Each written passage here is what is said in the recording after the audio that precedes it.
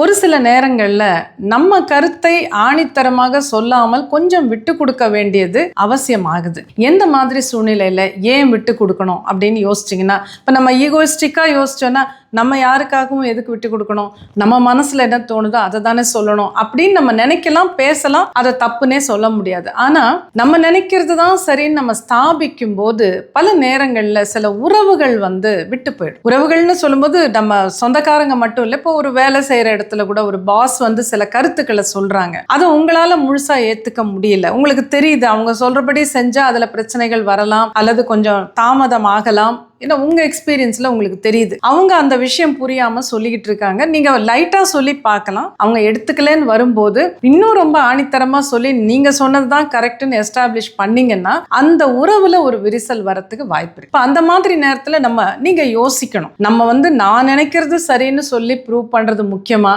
இல்ல இந்த உறவை கொஞ்சம் தக்க வைத்துக் கொள்வது முக்கியமானு யோசிக்கும் போது சில சமயம் நம்ம கொஞ்சம் விட்டு கொடுத்து சரி நம்ம இதை செஞ்சு பார்ப்போம், அவங்க வழியில செய்வோம், நாளைக்கு பிரச்சனைன்னு வரும் போது அப்போ நம்ம சஜஷன் சொல்லலாம், இல்ல இதை இந்த மாதிரி பண்ணலாம் சொல்ல முடிஞ்சா அந்த உறவு விட்டு போகாமல் அதுல விரிசல் வராமல் காப்பாற்ற முடியும். வீட்லயும் அப்படிதான். இப்ப சில நேரங்கள்ல பாத்தீங்கன்னா மாமியார் சிலது சொல்லுவாங்க, மாமியாரோ மாமனாரோ ஏதோ ஒண்ணு இப்படி பண்ணலாம், இந்த பொருள் வாங்க வேண்டாம், நம்ம வெயிட் பண்ணலாம், அப்புறமா வாங்கலாம்னு சொல்லுவாங்க. இப்ப மருமகளுக்கு என்ன தோணுனா இல்ல இப்பவே உடனே நம்ம அதை பண்ணிடலாம்னு அவங்க சொல்லுவாங்க. ஏன்னா அவங்களுடைய அனுபவம் குறைவு, சோ அவங்களுக்கு புரியாம சொல்றாங்க. அப்போ மாமியாருக்கோ மாமனாருக்கோ என்ன தோணுன்னா நம்ம சொல்றதை இவங்க எடுத்துக்க மாட்டேங்கிறாங்களே, அவங்க ஆணித்தரமா சொல்லலாம், சொல்ல முடியும், ஆனா அப்படி சொல்லும் போது என்ன ஆகும்னா இங்க மனசுல கொஞ்சம் ஒரு சின்ன விரிசல், பாரு நம்ம சொல்றத அவங்க கேட்க மாட்டேங்கிறாங்கன்னு மருமகளுக்கு தோணும். அப்போ அந்த மாமியாரோ மாமனாரோ என்ன நினைக்கலாம்னா சரி பரவாயில்ல அவங்க சொல்றபடி இதை விட்டுட்டோம்னா இந்த உறவு நமக்கு நிம்மதியா இருக்கும், பிரச்சனை இல்லாம இருக்கும்னு நினைக்கும் போது அந்த சில சமயம் கொஞ்சம் நம்ம விட்டு கொடுத்து அந்த உறவை பிழைக்க வைக்க முடியும் அல்லது அந்த உறவை இன்னும் கொஞ்சம் ஸ்திரமாக்க முடியும்னா